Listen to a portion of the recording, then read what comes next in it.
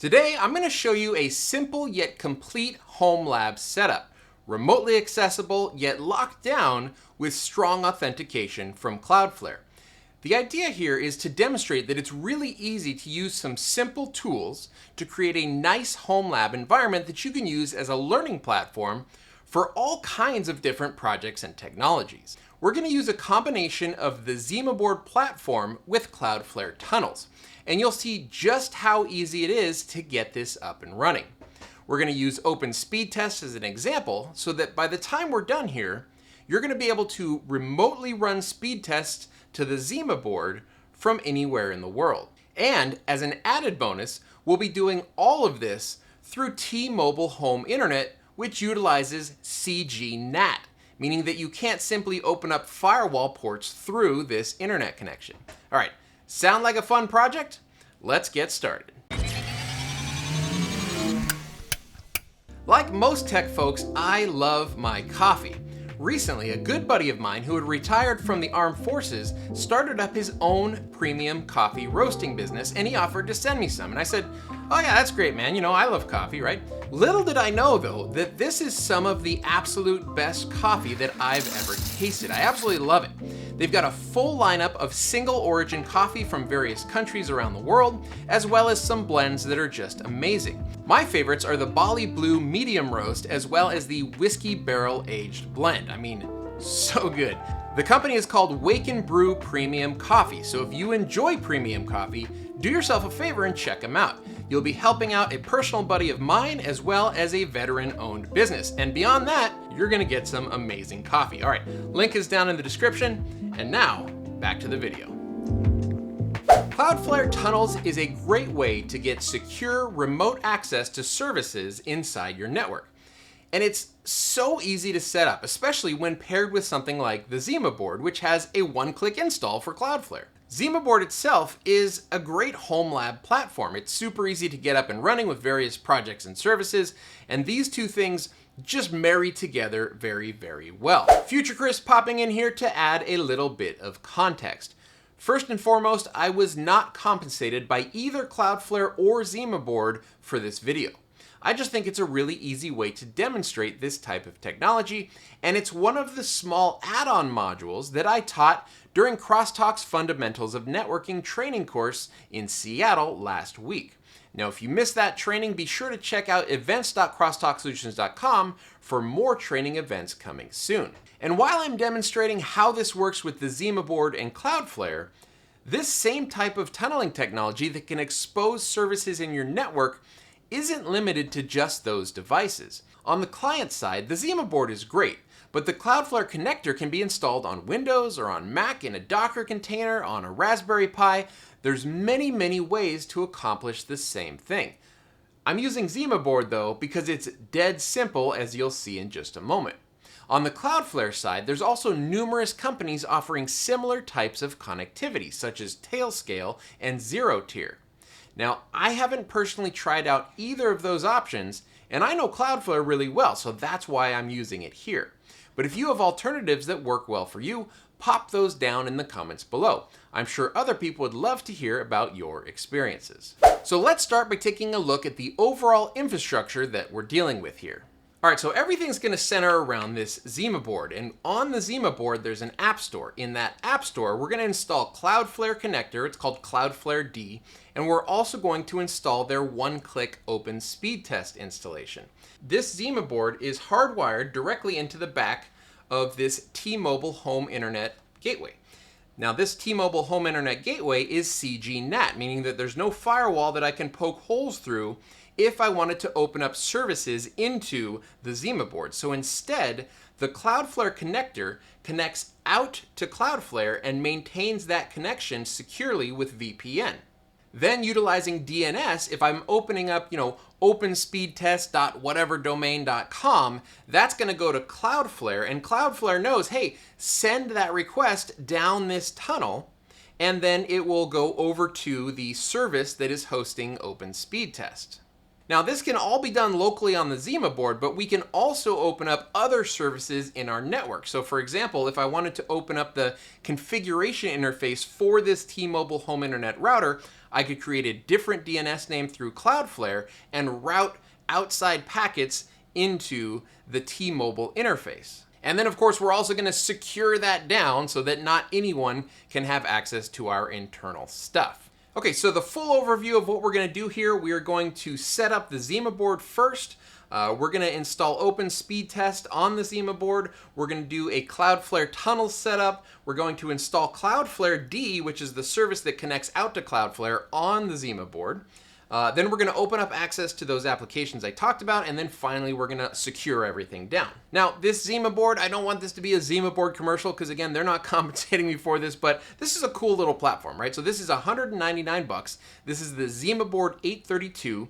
It's got an Intel Celeron CPU, 8 gigs of RAM, 32 gigs of onboard storage. I also actually have an attached hard drive on here because it has 2 SATA ports, 2 gigabit Ethernet ports, 2 USB 3 ports, and then one really odd mini display to HDMI port, which I'm using actually right here plugged into this sort of temporary monitor. So the first thing we want to do is plug in the Zimaboard. It's going to connect into the network, and then we can get to that Zimaboard by browsing to casaos.local in our browser. Now, if for some reason that name, casaos.local, does not work for you, then there's a couple other ways that you can actually find the IP address of the Zimaboard. First of all, you can look in your DHCP leases, like if you go into your firewall, your DHCP server should say, hey, here's all the devices I've handed out IP addresses to, and the Zimaboard should be in there somewhere. The other way you can do it is actually by hooking up a monitor and keyboard and mouse to the Zimaboard, and then you can go up to the network settings and it'll show you the IP address there. Okay, so here is the CasaOS dashboard. Now, when you first boot it up, I've already gone through the initial setup here, but it's super simple. You just put in a username and then a strong password, and you are brought to this dashboard. Once you're at this dashboard, the first thing that you want to do is come up here to Settings and choose Update. Now, by default, there probably will be an update for you, or when you initially set it up. I've already gone through that process. I've already updated this one, so I don't have any updates actually showing. So the first thing we're going to do is get OpenSpeedTest installed. So we're going to go to the App Store and take a look at all of these different applications in here. AdGuard Home, they've got Pi-hole, they've got Home Assistant, they've got Plex, all of these sort of one-click installs for very common kind of home lab type stuff that you can do on the Zimaboard. The one I want is OpenSpeedTest, so we're going to say Install, and then it's going to go ahead and install it. Again, one-click install, I just clicked it. Once this is done, we'll be able to browse directly to OpenSpeedTest, which runs on port 3004 on the Zimaboard. There we go. Now it's done. Let's try to open that up. So I can just do casaos.local:3004, and there we have OpenSpeedTest. If I hit start, it's going to run a speed test between my laptop and the Zimaboard. So part one done. Now we need to go to Cloudflare, and we need to actually set up the Cloudflare side to get it ready for a connector to connect out to Cloudflare. So I'm at the Cloudflare dashboard, and I can see all of my available domains that Cloudflare has access to. Now, in terms of domains, you can purchase a domain directly from Cloudflare, and then it'll just automatically show up in this interface, or you can add a domain if you have it registered with a different registrar. So if I had, crosstalksolutions.com registered with, Namecheap or some other registrar, I can add it to Cloudflare, and then Cloudflare will give me some root DNS servers that I then need to go over to Namecheap, and for that domain, I say, hey, use these name servers, right? And then once you've done that, you've got full control over the DNS for that particular domain from within the Cloudflare interface, and that's what you want to get to. In my case, though, I've just bought a couple of domains. For this video, we're going to be using the domain zimaboard.org. So we want to create a Cloudflare tunnel. So I'm going to go over here to the Zero Trust interface. This is where you do all that sort of networking configuration. And then under Networks, we have tunnels. And right now, I just have a single tunnel for my own personal Home Assistant server. But we're going to add a new tunnel. So I'm going to say Create a Tunnel. For the connector, we're going to use Cloudflare D. We're going to say Next. Name your tunnel. I'm going to call this Zimaboard. And save that tunnel. Okay, so now we have the information that we need for our Cloudflare connector. And that is going to be this stuff down here. Now, right now it's on Windows. We're going to put it over to Red Hat. And then you see this command here, sudo cloudflare d, and then it's going to have some sort of authentication token that comes along with that string. So we're just going to copy that whole string, and then we're going to say next, and we're going to route a domain, a root domain, to this tunnel. So we're going to say zimaboard.org. We're going to say HTTP, and the URL is going to be the IP address of the Zimaboard. So I'm basically going to say any requests to zimaboard.org are going to come through that Cloudflare tunnel and actually go to the CasaOS dashboard of the Zimaboard. All right, so if I ping casaos.local, I can see the IP address is 192.168.12.233. So we're going to say type is HTTP, and the IP is 192.168.12.233, and we're going to save that tunnel. Okay, so that tunnel's saved, but notice that right now it says inactive. And it's inactive because we haven't connected out to it yet with a Cloudflare D service provider, right? So that can be running on the Zimaboard, that can be in a Docker container. The one that I have personally is on my Synology NAS. I think it's in a Docker container. You can use a Raspberry Pi for this, right? There's all sorts of different ways to create that Cloudflare D connection out to Cloudflare. You can even do it with Windows or Mac. So back in the Zimaboard, I'm going to click on the App Store. We're going to find Cloudflare, there it is right there, Cloudflare D, and we're going to say install.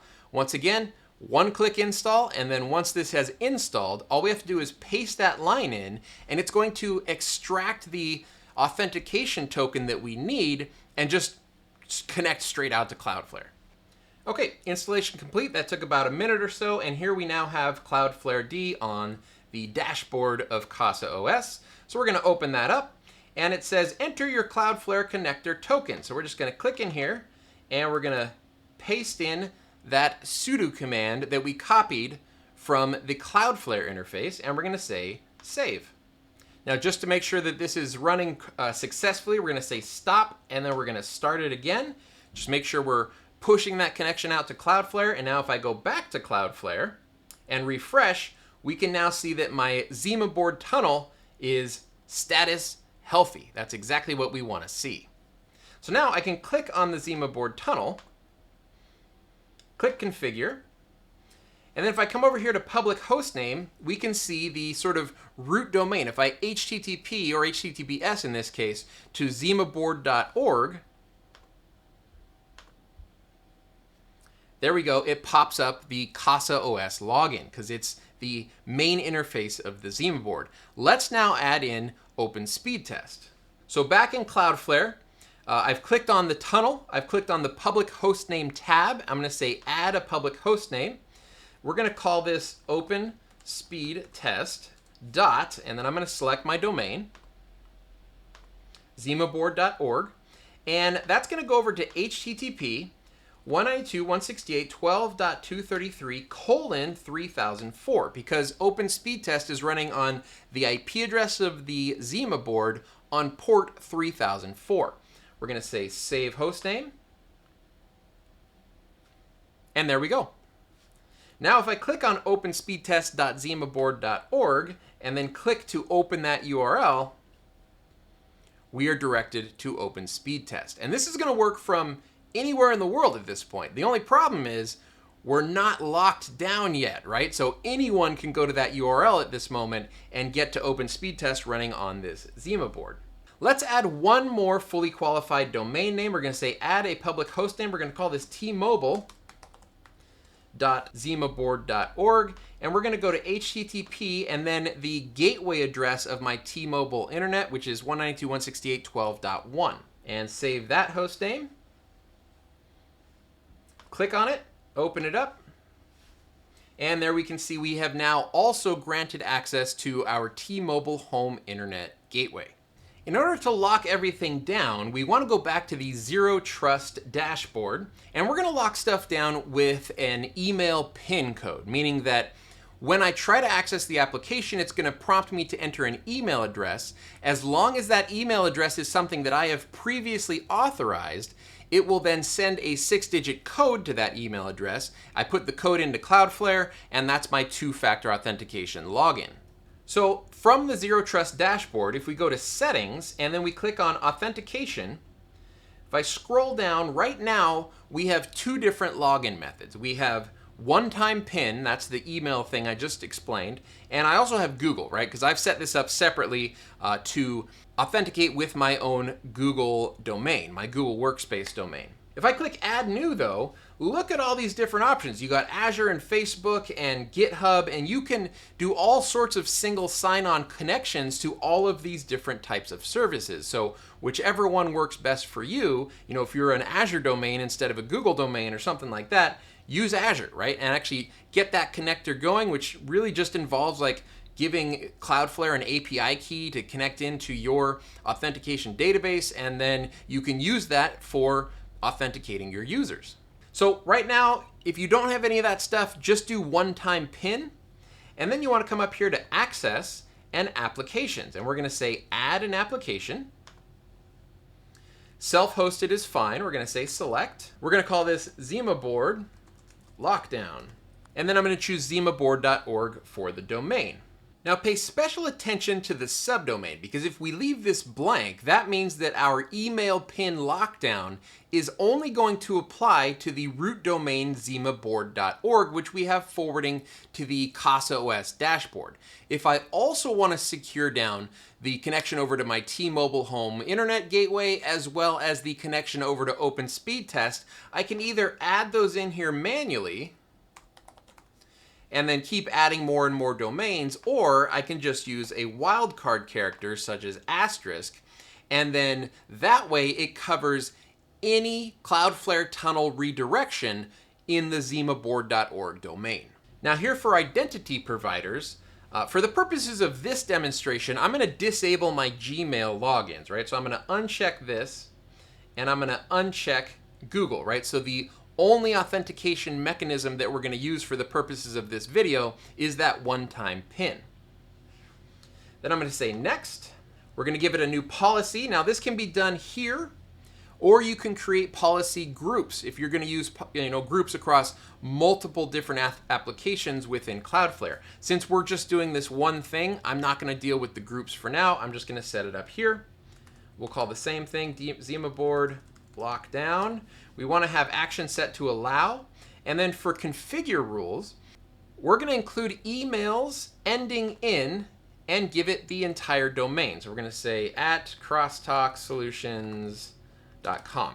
So basically, as long as you have an email in that domain, Cloudflare is going to let you get through that one-time PIN passcode. You put in your email address, it's going to send that the code to you in email, and then you can use that to log in.